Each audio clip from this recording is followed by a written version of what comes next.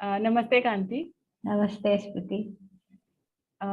आज आपकी और आपने और अरुण ने जो निर्णय लिया अपने बच्चों को होम स्कूल करने का, और सारे बच्चे आपके जो हैं वो थ्रू आउट होम स्कूल रहे, बड़ी बेटी को छोड़ करके, और मतलब थर्ड स्टैंडर्ड तक वो स्कूल गई। ऐसा हमें मतलब आपके बहुत सारे जो राइटिंग्स हैं अरुण की और आपकी, उनसे पता पड़ता है कि जो जब अदिति स्कूल जा रही थी, थर्ड स्टैंडर्ड में थी, और बड़ा बेटा आपका फर्स्ट स्टैंडर्ड में था, और उसके बाद तीसरा बेटा जाने वाला था, और आप लोगों के दिमाग में आया कि कुछ ये सब कुछ ठीक नहीं चल रहा है। हालांकि आपके बच्चों को स्कूल से कोई प्रॉब्लम नहीं थी शायद, और स्कूल से भी आपके बच्चों को कोई प्रॉब्लम नहीं थी, लेकिन आप लोगों को ये जो इस तरीके की जिंदगी है थोड़ी ठीक नहीं लग रही थी, कि आप बस बच्चों को भेज रहे हैं, लेने जा रहे हैं और डब्बा बना के दे रहे हैं, है ना। तो ये कुछ ऐसा आपने सोचा और आपने तुरंत निर्णय लिया कि नहीं, हमको ये स्कूल, ऐसा ऐसा जिंदगी नहीं चाहिए, और ये स्कूल तो ठीक बात नहीं है। और ऐसा भी है कि आप लोगों ने ऐसा सोचा था कि मतलब आप लोग ऐसा सोच रहे थे कि जो आप लोगों ने जो कुछ सीखा है वो सब कुछ बहुत जिंदगी के बारे में, वो स्कूल की शिक्षा में तो कहीं आपको मिला नहीं, सब कुछ आपने स्कूल की शिक्षा के बाहर ही सीखा है। तो ऐसा सोचते हुए आप लोगों ने जब ये निर्णय लिया, और आज हम सब जानते हैं कि आपके तीनों बच्चे बहुत अच्छे तरीके से उन सारी चीजों से, स्कूल की जो बिना स्कूल के जिंदगी से बाहर मतलब आगे निकल चुके हैं, और उस बात को थोड़ा सा हम और खुल के समझना चाहते हैं। खुल के ये ऐसे समझना चाहते हैं कि जब आपने ऐसा निर्णय लिया तो आपके सामने बहुत सारी चीजें आपने एक्सप्लोर करी होंगी, जैसे progressive school, world of school, Montessori philosophy, parenting की तरह तरह की फिलोसफी, होम स्कूलिंग, अनस्कूलिंग, ये सारी बातें। और इन सारी बातों से गुजरते हुए आपने इनमें ना फंसते हुए भी एक ऐसी अपने घर के लिए जो ठीक रहे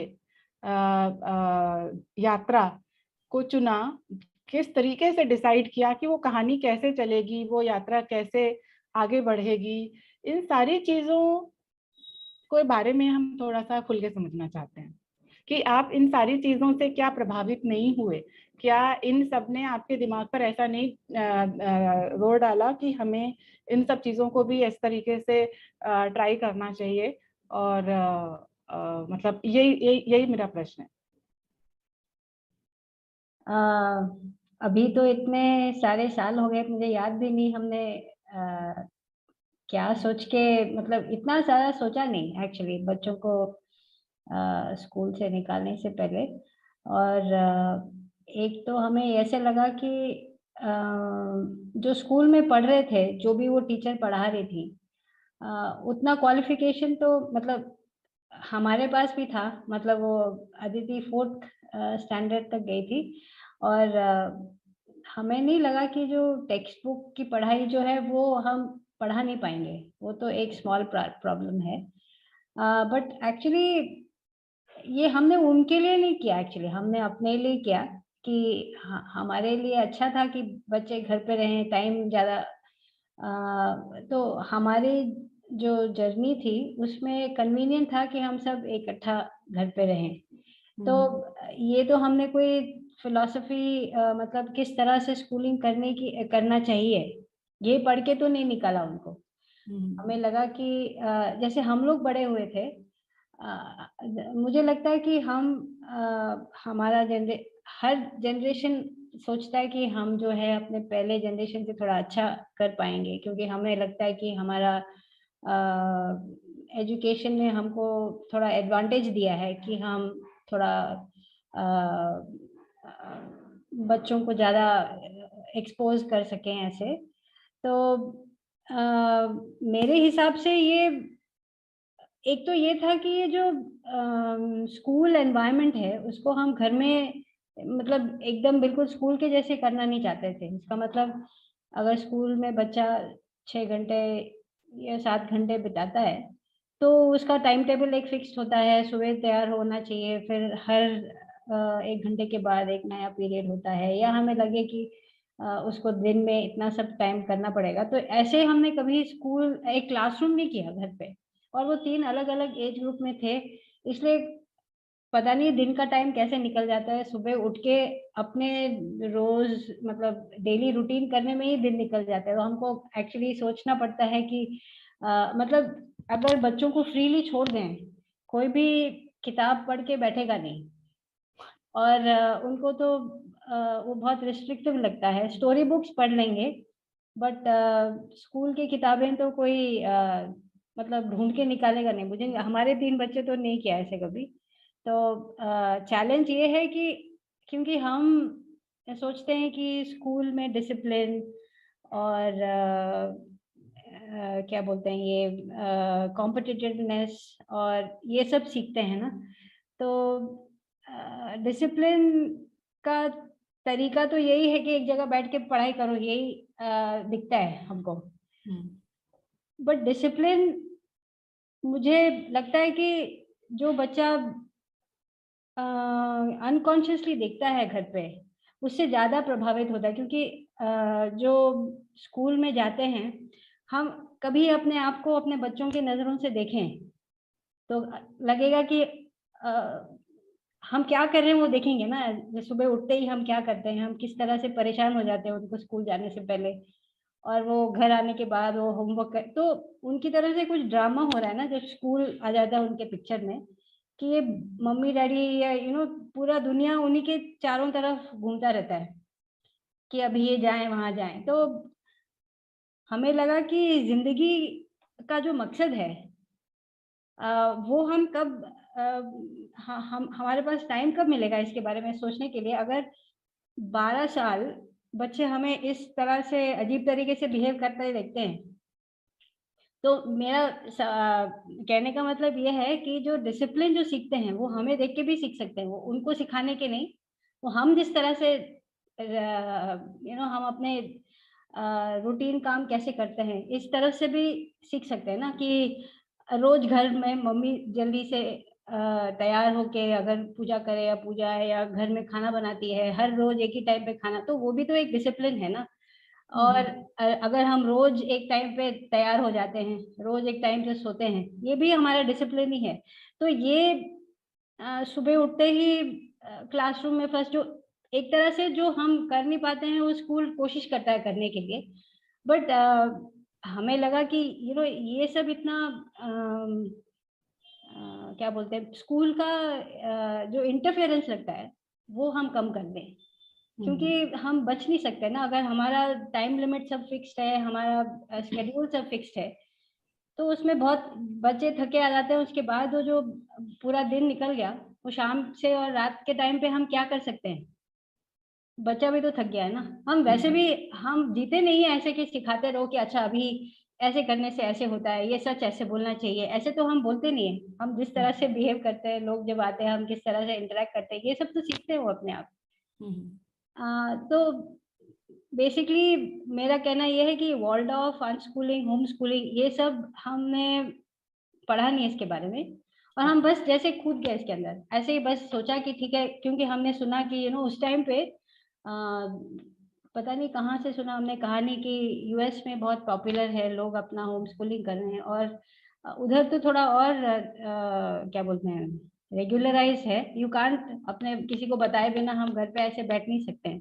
वहाँ पे किसी के साथ रजिस्टर करो, फिर तो स्कूल तुमको रिसोर्सेज देता है पढ़ने के लिए वगैरह। और हमारा ये भी था कि हमें नॉर्मल स्कूल से ज़्यादा पैसे खर्च नहीं करना चाहिए एजुकेशन के ऊपर। वैसे भी स्कूल में तो ज़्यादा पैसा खर्च हो ही जाता है, बट घर में बैठने का एक एडवांटेज ये भी है कि हम ऐसे पागलों की तरह सब रिसोर्सेज खरीद के उनको सिखाने की कोशिश ना करें। क्योंकि अगर हम ये क्वेश्चन करते हैं कि जो स्कूल का करिकुलम है वो भी इतना ग्रेट नहीं है, मुझे लगता है कि लोगों ने ऐसे ही कुछ बच्चों को एक जगह बिठाने के लिए कुछ निकाल के रखा हुआ है। ऐसे नहीं है कि ये पढ़ने से ऐसे कुछ बढ़ता है, क्योंकि बच्चों का जो डेवलपमेंट का कुछ थोड़ा सा थियोरी जो मैंने सुना है, उनका बहुत लेवल्स पे ग्रोथ होता है, और वही जो ग्रोथ है वो अलग अलग क्या बोलते हैं लाइक अगर लैंग्वेज का अगर हमें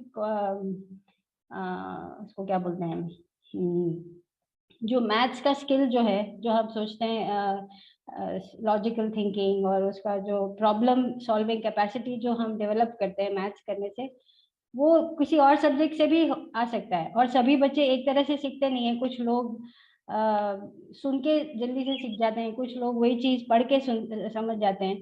तो ऐसे अलग अलग बच्चे होते हैं। तो हमारा बेसिकली यही था कि पहले घर घर पे रखें। 1 साल का ही था, हमने शुरू में हमने सोचा कि 1 साल करके देखते हैं, क्योंकि फैमिली से भी बहुत सारे लोग परेशान हो जाते हैं ना कि ये ऐसे बच्चों के साथ खेलना बिल्कुल ठीक नहीं है, उनका फ्यूचर का सवाल है।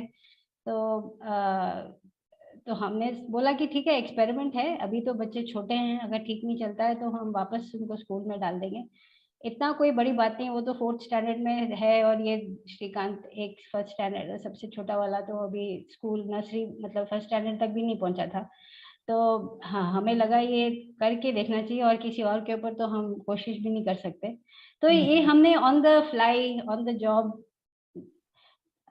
सीखा है। और उस सीखा है मतलब जो हम एक बारी एक चीज करते हैं वो हम भी उनके साथ ही बढ़ते हैं ना। बच्चे बढ़ रहे हैं, हम भी, हमारा आइडिया भी बदलता रहता है। शुरू में मुझे लगता था कि बच्चों को बिल्कुल अचीवर सुपर अचीवर बना सकते हैं, क्योंकि उनको स्कूल जाने का कोई स्ट्रेस नहीं है, बहुत सारा टाइम है, सब चीजें कर सकती है। तो पर ये अलग तरीके का प्रेशर आ जाएगा ना उनके ऊपर, स्कूल का हट गया तो ये हमारे मम्मी का क्या रिक्वायरमेंट या उनका एस्पिरेशन सब उनके अंदर ठूसना। तो ये थोड़ा हमें भी सीखना पड़ता है ये तो, क्योंकि एक चीज को हटा के हम पूरा रिस्पॉन्सिबिलिटी ले रहे हैं ना। जो हम सोचते हैं स्कूल को करना चाहिए, तो हम सोचते हैं हम उनसे बेहतर करेंगे। तो बेहतर करने का डेंजर ये भी है कि हम स्कूल से भी ज्यादा करें, क्योंकि हमारे पास ज्यादा टाइम है, हमारे पास रिसोर्सेज ज्यादा है, डिस्ट्रीब्यूटेड नहीं है। तो बेसिकली मेरा कहना यह है कि हमने ऐसे किया। अभी तो उस टाइम पे इतना इंफॉर्मेशन भी नहीं था कहाँ पे, मतलब इंटरनेट का हमारे पास ये व्हाट्सएप वगैरह था नहीं, सब कुछ ईमेल से ही करना था उस टाइम पे। तो ये ग्रुप हमारे 3 थे, तो इसलिए थोड़ा सोशल सर्कल भी उनका थोड़ा सा है, एक बच्चा तो नहीं था, तो 3 है बोल के थोड़ा डायनामिक्स ज्यादा होते हैं आपस में। तो इस तरह से हमने सोचा कि अगर सोशल सर्कल मिले भी ना, वैसे भी वो क्लासेस एक्स्ट्रा करिकुलर एक्टिविटीज में बच्चों को मिलते रहते हैं।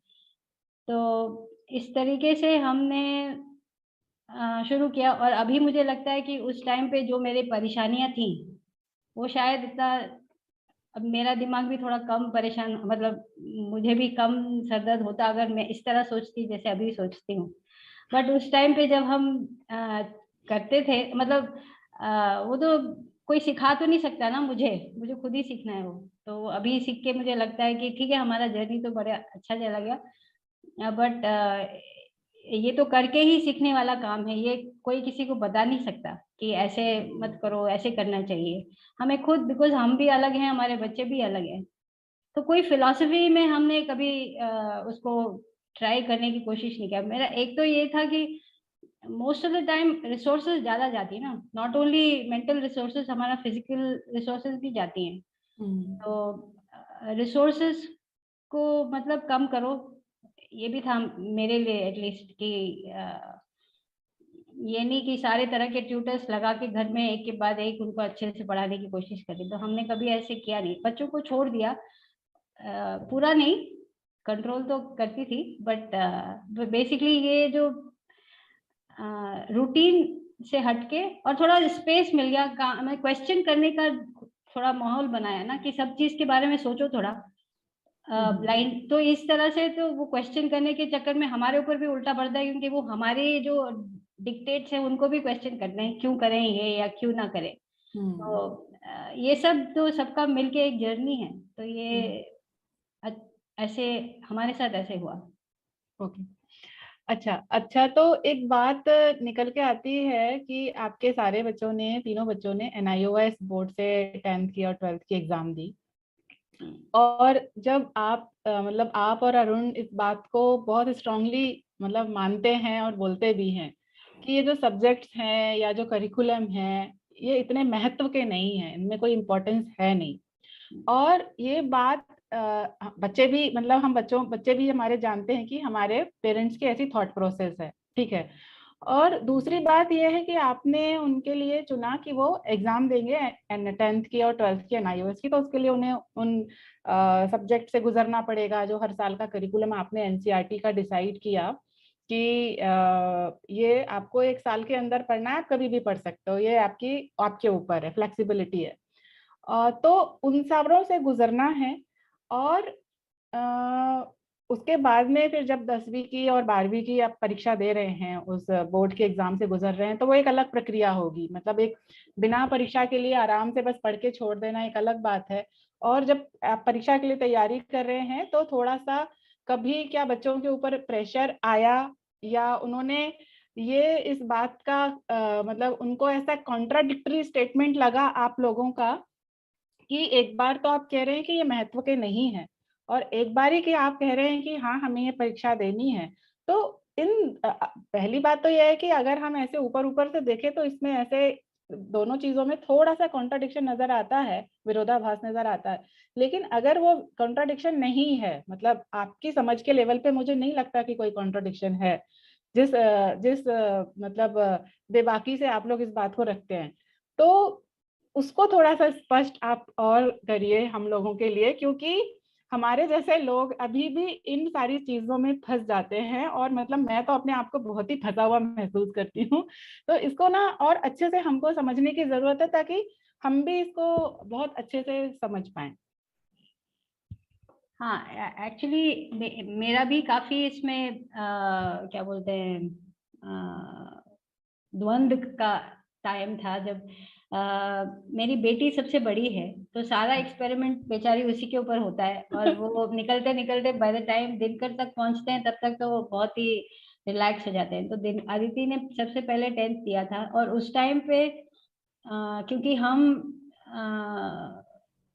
मैं एटलीस्ट मुझे ऐसे लगता था कि जो भी सिलेबस किसी ने डिजाइन किया है उसका कुछ मतलब बाकी सब्जेक्ट्स के लिए नहीं, पर एटलीस्ट साइंस और जो मैथ्स है वो तो अगर बच्चा अच्छे से करना चाहता है तो उसको समझ जाए कॉन्सेप्ट, तो वो आराम से कर पाएगा। वो उसको मतलब वो क्या बोलते हैं, फर्स्ट प्रिंसिपल से कभी भी ढूंढ के निकाल सकता है।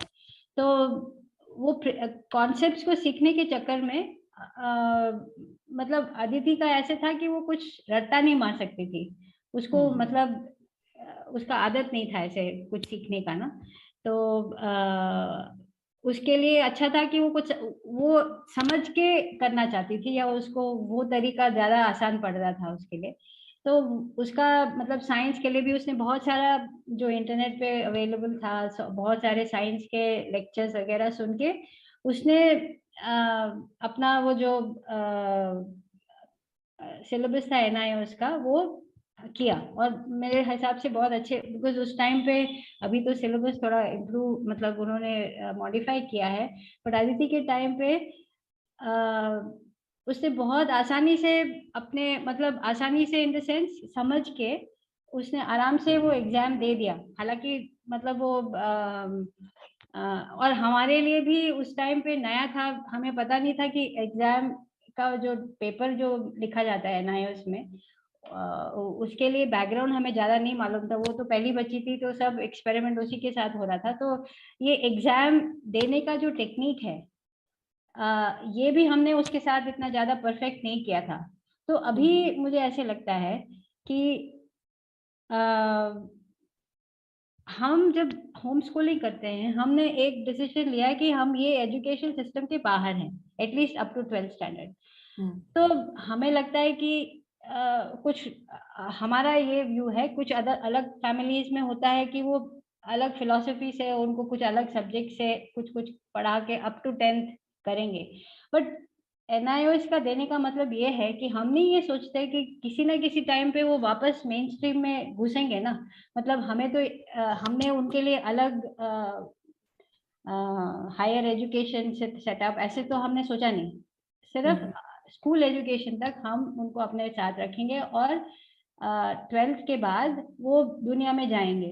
तो ये जो merging with the main stream है, इसके लिए बच्चों के लिए तो स्कूल का एग्जाम ही बहुत इम्पोर्टेंट है ना, क्योंकि वो कैसे अगर हम उनको कॉलेज में भेजना चाहते हैं, तो वो उनके लिए अलग कॉलेज तो कोई डिजाइन होगा नहीं। तो ये जो अवेलेबल कॉलेजेस हैं उनके अंदर अगर उनको एडमिशन चाहिए तो उसके लिए तो they have to be prepared. तो ऐसे तो नहीं कि हमने उनको सब कॉन्सेप्ट सिखा दिया बट फाइनली जो एंट्रेंस एग्जाम है उसमें वो धक्का खा जाएंगे, तो फिर they can not get into the mainstream. तो हम उसको, सो दिस इज जस्ट क्या बोल सकते हैं, एक पुराने जमाने में होता था कि बच्चों को थोड़े दिन तक घर में रखे फिर बाद में उनको प्रिपेयर करके they leave them out in the world ना।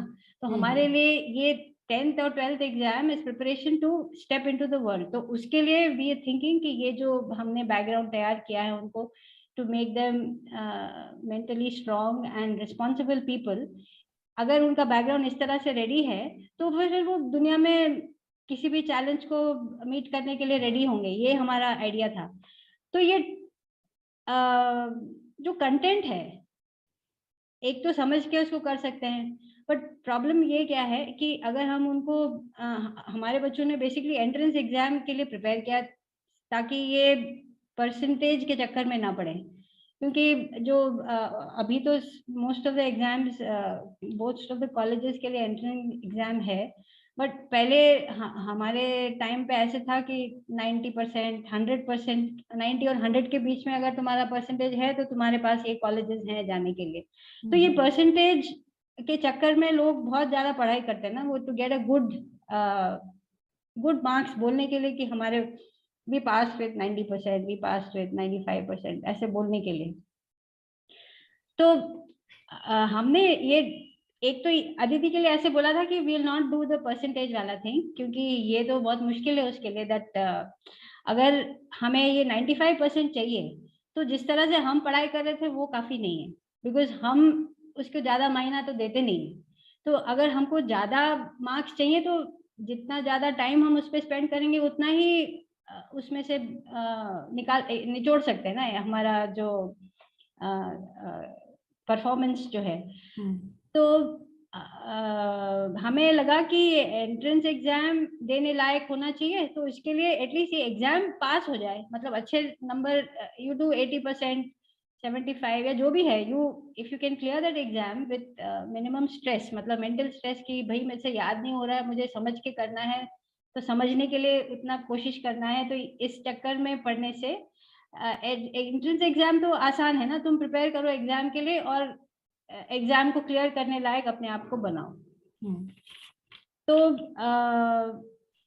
अब NIOS कोई भी एग्जाम अगर हम लें, अभी मतलब दिनकर तक जब हम पहुंच गए थे तो हमारा ये हुआ कि अगर हम कंटेंट की वो मायना नहीं दें बट एग्जाम में नंबर अच्छे चाहिए, तो ये एग्जाम किस तरह लिखें ये सीखें। मतलब अगर हमारे पास लेट्स टे एग्जांपल ऑफ मैथ्स, अब बोला है कि मैथ्स में हमें अच्छे नंबर चाहिए, अच्छे नंबर का मतलब यू कैन एम फॉर 100%, 100% मिलेगा। और NIOS का हमने ये भी नोटिस किया ओवर टाइम कि जनरली उनके सारे questions are coming based on the textbook only, ऐसे कुछ ढूंढ के बाहर से कुछ नहीं निकालते हैं। So their idea is to help the students pass the exam. So if you know that, पता है कि यू नो द पूरा ये आउट ऑफ सिलेबस कुछ आता नहीं है NIOS में, तो सिलेबस तो हमारे हाथ में है, एग्जाम में तुमको मैक्सिमम मार्क्स चाहिए, तो ये क्वेश्चन पेपर के ये जो उसमें अगर हमारे पास मतलब पूरा साल है और ये टेक्स्ट बुक के अंदर कितने क्वेश्चंस हो सकते हैं, ये तो सारे क्वेश्चंस तो हैं ही वहां पे, उसी के अंदर से आएंगे। तो अगर सच्ची में तुमको 100 मार्क्स चाहिए तो you focus on doing every problem in the book. तो the whole, I mean, it sounds bad कि मगर the exam is suppose you are only preparing to give the exam. Yeah. So it doesn't matter if you, so अभी मैं इस तरह यहाँ पे पहुंच गई हूँ कि फर्क नहीं पड़ता कि तुमको वो समझ में आता है कि नहीं। पहले मुझे अदिति के टाइम पे लगता था कि ठीक है समझ के करो ताकि आउट ऑफ सिलेबस कुछ आ जाए तो तुम उसको ढूंढ के निकाल सकते हो। हालांकि बट अभी क्या है, ये टाइम बाउंड एग्जाम है, तुमको अच्छे नंबर चाहिए, तुमको 3 घंटे के अंदर ही पेपर में सब कुछ आंसर करना पड़ेगा। और आउट ऑफ सिलेबस कुछ आया, फर्स्ट प्रिंसिपल से आके तुमने कुछ ढूंढ के निकाला, तुम्हारे एफर्ट के लिए कोई उसमें एप्रिसिएशन है नहीं, क्योंकि एग्जाम का पेपर जिस तरह डिजाइन होता है, उसके मार्क्स जिस तरह दिए जाते हैं, वो तो हर स्टेप के लिए देते हैं ना। तो अगर तुम्हारे पास 5 स्टेप हैं, तुमने 3 ही लिखे, तुमको 3 नंबर ही मिलेंगे, हालांकि तुमको पता है पूरा प्रॉब्लम। तो ये जो टीचर जो तुम्हारा क्वेश्चन देख रहा है, आंसर देख रहा है, उसको तो तुम्हारे बारे में कुछ नहीं पता। तुमने जिस तरह से ये जो आंसर लिखा है उसी के बेसिस पे तुमको नंबर दे रहा है, उसको मालूम नहीं तुम लड़का हो लड़की हो, तुमको समझ में आता है कि नहीं, उससे कोई फर्क नहीं पड़ता। तो हमको फाइनली ये एग्जाम देने का तरीका सीखना है। तो basically education from home in our view has been reduced to giving the 10th and 12th exam, simply put. So we are actually not bothering कि NIOS के civics के syllabus पे क्या लिखा है, पता नहीं लिखा है, जो भी है किसको याद रहता है हमने civics में क्या पढ़ा। अभी तो हमारा political system को समझने के लिए हम civics का टेक्स्ट बुक तो निकालते नहीं है, न्यूज़पेपर पढ़ के, न्यूज़ पढ़ के, या लोगों के बारे में सुन के हम पता करते हैं ना। तो ये जो डायरेक्टिव प्रिंसिपल्स और स्टेट पॉलिसी वगैरह हम जो मग्गा मारते हैं वो एग्जाम के लिए मारते हैं। तो ये समझ के हम 10th और 12th का एग्जाम देखना, मतलब हम ये सीखें कि एग्जाम में अच्छे नंबर कैसे आए, ये हमारा होम स्कूलिंग का मकसद होना चाहिए, एटलीस्ट मुझे अभी लगता है। तो और बाकी जो भी जो बच्चा सीखता है वो सब अलग से सीखता है, उसको वो सीख के जिस तरह का बंदा वो बन जाता है उससे ज्यादा फायदा होगा। हालांकि ये साइंस का ये सब्जेक्ट अच्छे से पढ़ के, अभी तो न्यूज़ में इधर उधर सुनने से लगता है कि जो हम साइंस पढ़े थे वो भी सब गलत है। तो इतना सब दिमाग लगा के उसको याद करके उसके ऊपर परेशान होके उसका एग्जाम में अच्छे नंबर ला के फायदा क्या है? हमको अच्छे नंबर ही चाहिए ना, अच्छे नंबर लेके आने का तरीका ढूंढो बस, ये मुझे अभी लगता है।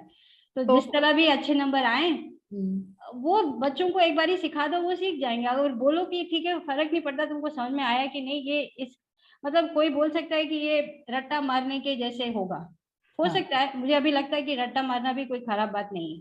तो क्योंकि वो इट सर्व्स एक पर्पस ना, तो एक माइलस्टोन है, this is a stepping stone to go somewhere. Because ये जो और ये रट्टा मारना भी कोई आसान काम तो नहीं है। अगर बच्चे को मैथ्स का प्रॉब्लम याद करना, उसको उतना एनर्जी तो खर्च करना पड़ेगा ना उसके ऊपर। तो एक तो ये मेंटल स्ट्रेस हट जाता है बच्चे के ऊपर ना, कि हम, और ये कि उनके ऊपर जो जजमेंट होता है कि तुम अच्छे नंबर नहीं आए कि तुम्हारा दिमाग खराब, मतलब तुम इंटेलिजेंट नहीं हो, ऐसे भी है। Marks are directly proportional to your intelligence, ऐसे भी।